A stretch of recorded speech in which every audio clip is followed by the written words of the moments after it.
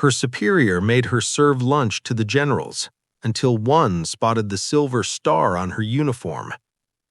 The dining hall at headquarters was polished to perfection. Crystal glasses lined the tables, silverware reflected the overhead lights. A long row of flags stood behind the elevated platform where 4 visiting generals would soon sit. It wasn't an ordinary lunch. It was a strategic conference disguised as ceremony. Officers moved quickly, checking seating arrangements, reviewing protocol, ensuring every detail matched regulation. She stood near the service entrance in a neatly pressed service uniform, sleeves down, jacket buttoned. Her rank was modest. Her posture wasn't. "Lieutenant," her superior said sharply, adjusting his collar as he approached, "we're short on hospitality staff. I need you to assist with lunch service." She didn't react immediately. "Sir, you heard me. Carry trays, refill glasses, keep quiet. Today is about optics." Around them, a few junior officers exchanged glances.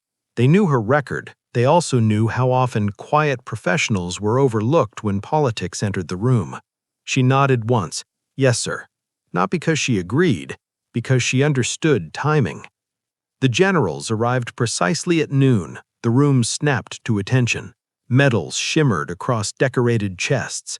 Conversations quieted as chairs slid into place. Strategy briefings began between courses. She carried the first tray steadily, placing plates with controlled precision. She moved like someone trained under pressure, not like someone assigned to hospitality duty. One general, silver hair and sharp eyes, paused mid-sentence as she stepped beside him. His gaze lingered, not in disrespect, but in recognition. He noticed how she scanned exits automatically, how her awareness never narrowed, how her bearing carried something beyond her visible rank. She poured water into his glass. Her sleeve shifted slightly as she reached forward. A sliver of metal caught the light. A ribbon, subtle, nearly concealed beneath the fabric. The general's eyes narrowed. He leaned back slightly, studying the ribbon placement. It wasn't decorative. It wasn't ceremonial. It was real.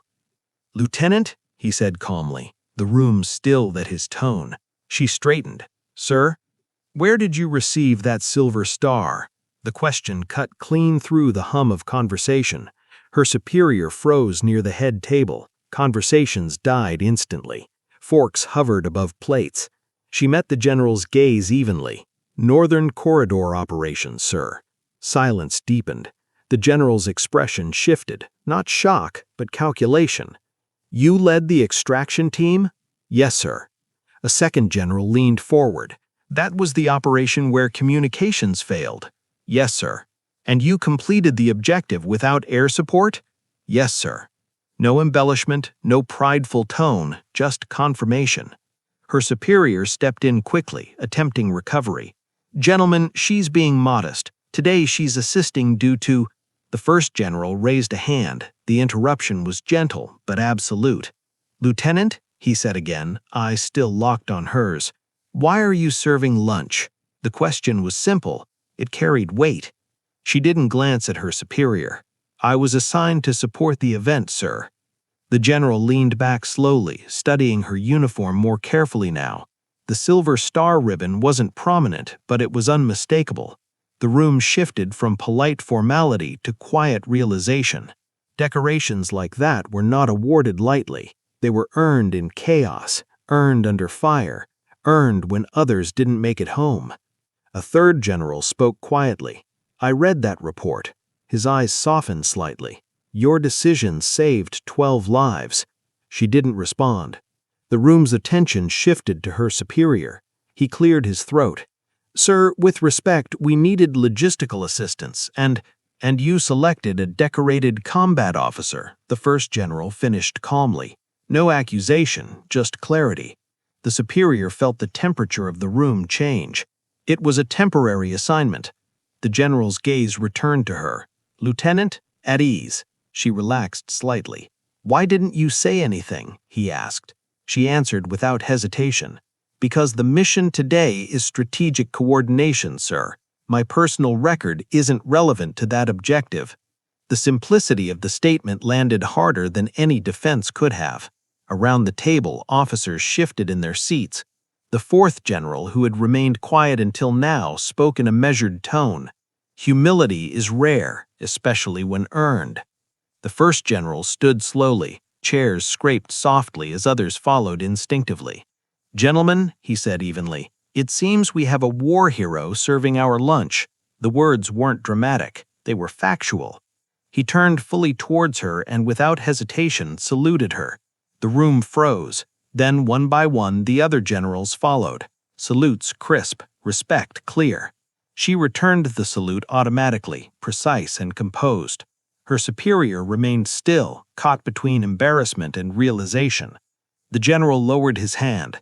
"Lieutenant, you will join us at the table." Her superior opened his mouth slightly, closed it. She paused briefly. "Sir, I was assigned—" "You were assigned beneath your contribution," the general replied calmly. "That correction ends now." A chair was pulled back, not ceremonially, not for display, simply an acknowledgement. She stepped forward, placing the serving tray down with controlled care. She removed her service gloves and folded them neatly beside the table. As she sat, the atmosphere in the room transformed. It wasn't about optics anymore, it was about substance. The discussion resumed, but this time when operational challenges were raised, eyes turned toward her naturally. "Lieutenant," one general asked, "in a communications blackout scenario, what adjustment would you recommend at brigade level?" She answered clearly, concisely, referencing terrain limitations and decentralized command models. The analysis was sharp, experience-backed, not theoretical. Officers scribbled notes. Her superior remained silent. The lunch stretched beyond its scheduled window. Strategy evolved, plans refined. When dessert plates were cleared, this time by actual hospitality staff, the first general leaned back. "There is a difference," he said quietly, "between rank and leadership." His eyes drifted briefly towards her superior, then returned to her. And today, we were reminded of that difference. No public reprimand followed, none was necessary. The message had landed. As the meeting concluded, the generals prepared to depart. The first general paused beside her once more. "Continue leading the way you did that day, and don't let anyone reassign your value." "Yes, sir." The room emptied slowly. Conversations were quieter now, more reflective. Her superior approached cautiously. "Lieutenant," he began. She stood, meeting his gaze evenly. "Sir?" He hesitated. "Your record should have been considered." She didn't show resentment. "We all serve where needed, sir." It wasn't sarcasm. It was professionalism. But something in her composure made him understand that leadership wasn't about convenience. It was about recognition. Recognition of ability. Recognition of sacrifice. Recognition of merit. As she exited the dining hall, sunlight cut through the tall windows, glinting briefly against the silver star ribbon on her chest. It caught the light the same way it had during the mission it earned it, briefly, quietly, undeniably. Down the hallway, junior officers straightened as she passed, not because of orders, because word had already spread. The generals had noticed, and when leaders at the highest level recognize substance, others follow. She didn't walk differently, she didn't seek acknowledgement, she simply returned to her unit, prepared for whatever assignment came next. Because medals weren't worn for attention, they were worn in memory. And leadership wasn't proven at tables, it was proven under pressure. But sometimes it only takes one observant leader to make an entire room remember that.